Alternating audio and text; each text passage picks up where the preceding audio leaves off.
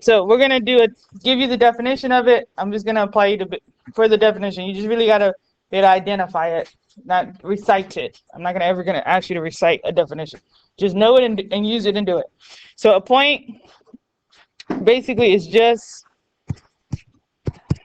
a location in space. Okay. And it does not, so a location in space with no size or shape. Okay, no size or shape. Now, what we do to illustrate a point, and I know everyone is familiar with this, is we just make a dot. So create a dot to illustrate a point, and in geometry, to identify specific points, we need a capital letter to go next to that point. So there's different ways we name. We do a lot of things symbolically, or we still write out the word. So I could say naming, I could just write out the word point and then say D to distinguish point D from a different point. Or I could just use the capital letter. So I could just put the capital D. Okay? So that's the point tab. We need to know it's a location in space with no size or shape. Really focus on the illustration and naming. Okay? Be able to apply the definition, not recite.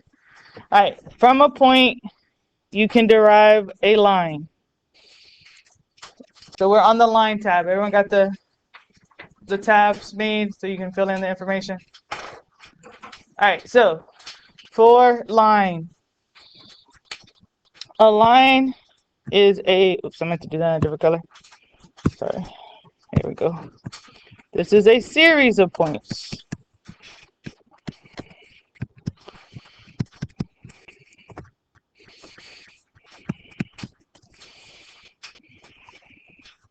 With, I'm just going to abbreviate with that symbol, with no thickness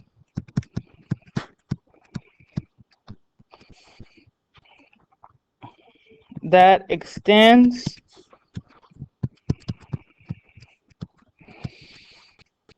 infinitely. Okay, and I will be using that symbol, that's the side words 8, to show infinitely. It extends infinitely in 2 directions.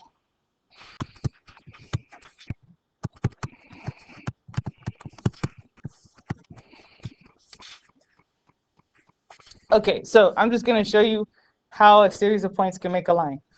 So if I just make a point and another point and keep making points next to each other, and they keep going and keep going and keep going, do you see how they end up will make a line? Does everyone see that? Okay, because a line extends infinitely in 2 directions, you have to make sure you show these arrows. So I would need to have arrows on the end of my line. So draw your illustration with the arrows, because this means this is going to infinity and this is going to infinity. Okay, the arrow means it's going in infinite direction. Now, for it to be a line, or to name a line, okay, you must have 2 or more points. So really, to name, we just need 2 points. So what I'm going to do is I'm going to put 3 points on my line. I'm going to name them C, D, E. Okay, and I'm only doing 3 just so we can understand a relationship in the naming. Okay, if I say line C, or if I just say C, I'm not naming a point, a line anymore. I'm naming just a point. So if you use only 1 letter, that's naming a point. Okay, the minute I use 2 letters, I'm now indicating a line. Okay, so I could say line CD. And then to show that I'm referring to a line, you put the line symbol, which is those 2 arrows, the line with the arrows, above the letter. In geometry, guys, we will do things on a whole lot of symbolic form, not words. So you got to get familiar with the symbols. And we'll just practice it every day, okay? All right, what would be another name for this line? Because I can call it something else and still mean the same line. Yep, you can say CE, so the endpoints, CE, then put the symbol over it, okay? Another combination. Yep, DE, DE would work. That would be the line that we have up here, okay? What else could I do?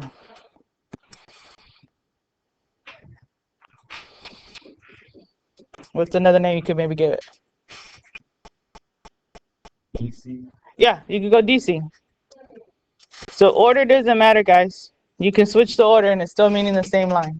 Do y'all see that? Okay. I could say EC.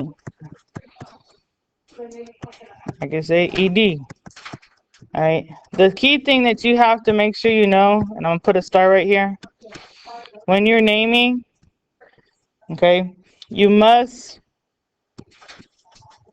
have 2 points, and that's my abbreviation for points. Okay, width, line, symbol. And I ran out of room, but it's with the line symbol. You gotta have 2 points, 2 letters. Must have 2 letters. All right.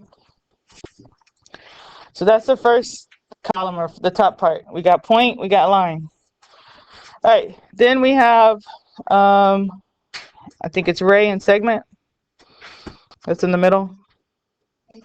Okay. All right. So let me switch these around. It's ray and then line segment. All right. Okay. For your ray, write this down. Make sure you understand what this means.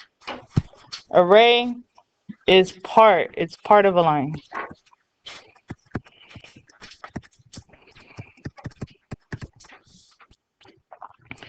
The part of the line that it is, it's consisting of one endpoint. So array is part of a line consisting of one endpoint and extending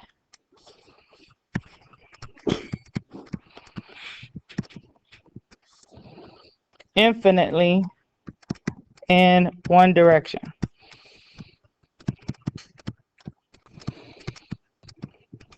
Okay. Part of a line consisting of one endpoint and extending in one direction. Man, I wish I had the thing. Okay, so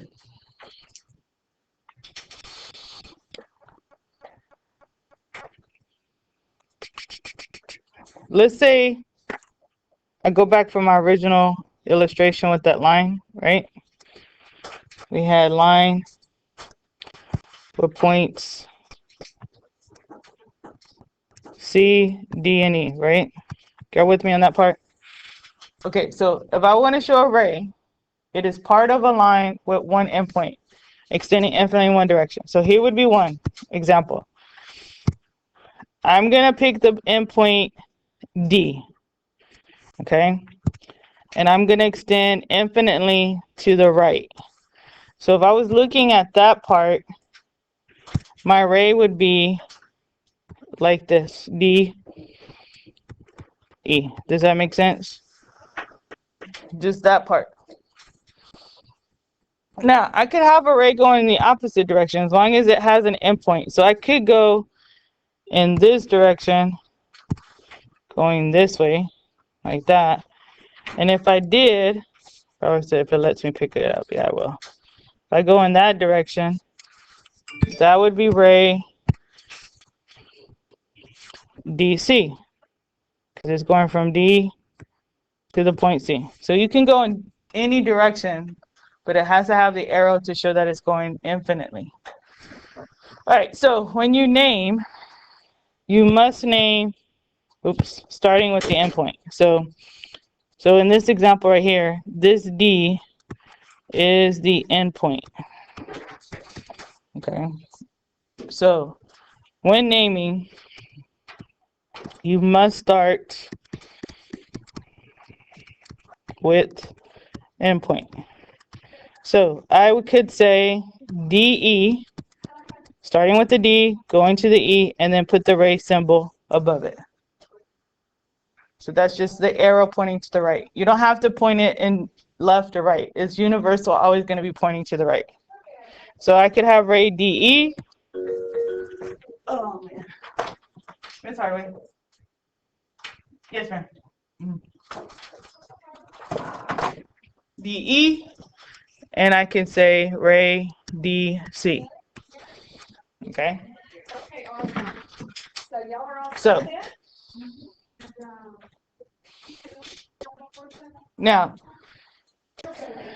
it must have an endpoint. You must have 2 letters, and the starting letter has to be the endpoint of the ray. So whatever ray, like if I wanted to, I could have a ray going like that, vertically, XY. I must start it with the X when I name it. Does that make sense? Okay. All right. So the other thing that's part of a line is a line segment. Okay. A line segment, where are you at? Absent. I thought, yeah, there he is. Well, absent. This is part of a line consisting of 2 endpoints.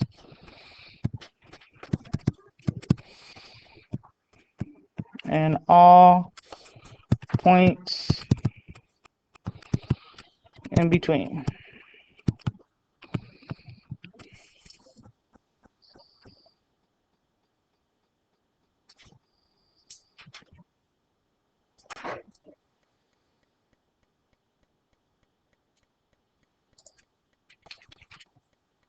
So 2 endpoints, point, all points in between.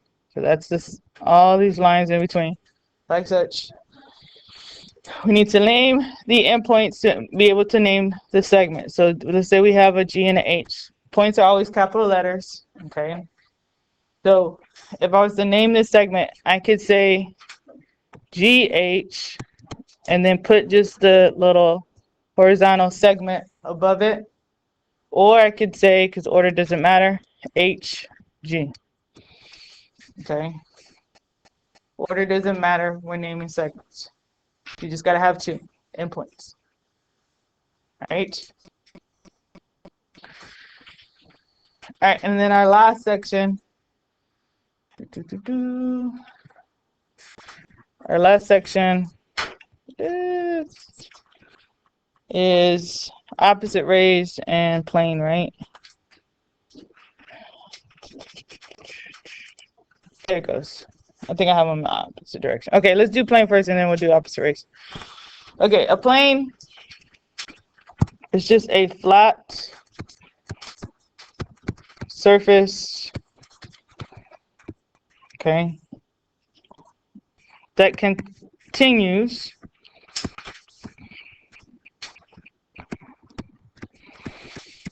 infinitely in all directions. A flat surface that continues infinitely in all directions. Now, to illustrate a plane, we tend to use the, let me see if I can have it up here. I didn't even think about that. Nope, I don't. We use the parallelogram. This is like that. Okay, it's like a slanted rectangle. All right, naming. I'm gonna talk about the 2 different ways. I know these lines are not that straight. Apologize. Okay, one way we name is a subscript in the corner. Usually it's capital It's usually sometimes Greek letters, but it's a bold scripted letter in the corner. It can be lower corner, upper corner. And then when we refer based on the subscript, you would write out the word plain B. Okay. Now, the other way we name is based on points inside the plane. The minute I see points inside of my parallelogram, and I want those points to be spread out, and I want them to, most likely, we want them to form a triangle. That's the easiest way to see non-collinear. We don't want them to be all on the same line. So let's say I put these 3 points in there, and let's say I label them. Let's say this is X, this is Y, and this is Z. The minute I have 3 non-collinear points, didn't I go through? No.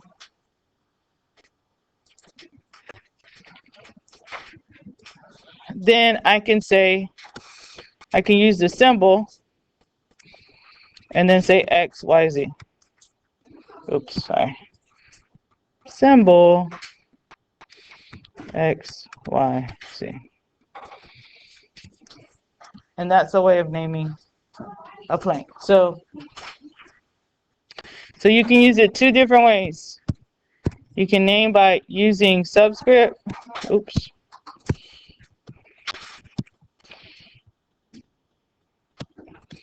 Subscript letter. Sorry. Letter. Or you can name it using 3 non-collinear points. Non-collinear just means not on same line. Do not coexist on a line. Collinear. Okay. We'll talk about that a whole lot more tomorrow. Okay. Now, opposite race. Last one. Open up the tab, definition. Excuse me. Woo. Basically, it's just an array that shares a common endpoint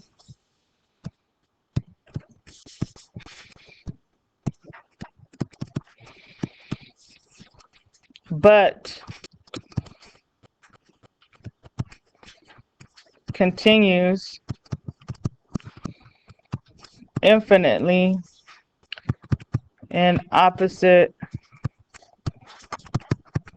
directions.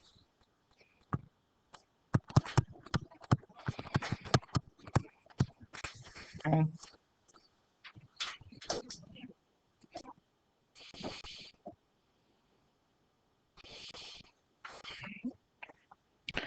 Okay, so if I have an array, let's just start off with the basic array going to the right. So I have an endpoint, extends to the right.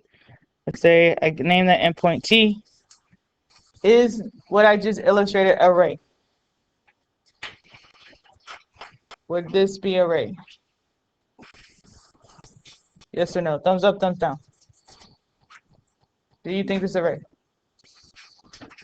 Oh, okay. All right, you're close. Technically, it's missing something. It must have another point.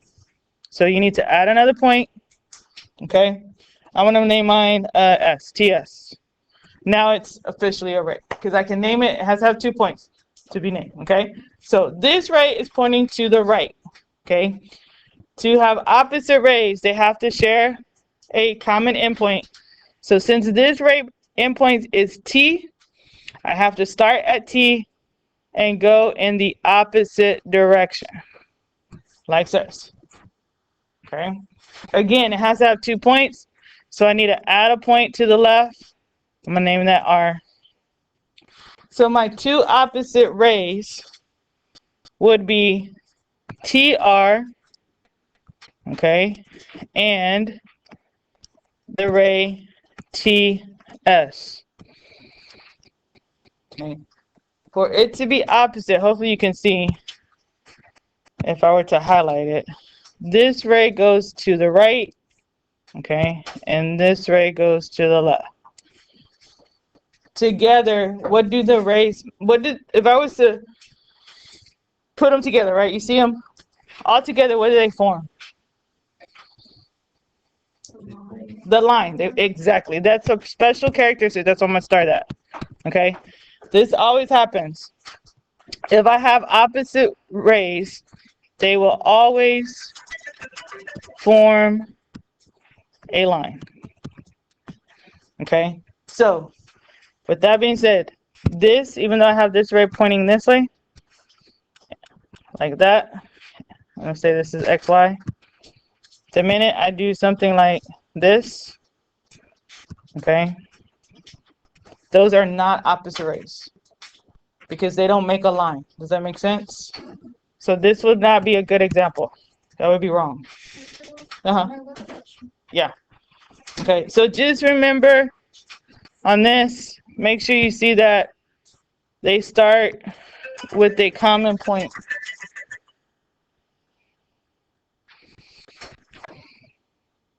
They're showing you the common point. The first letter is the common point, and it should be in both names. Okay? All right, so that takes care of our first foldable. That's our first entry.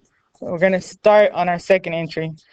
Let me stop this right now.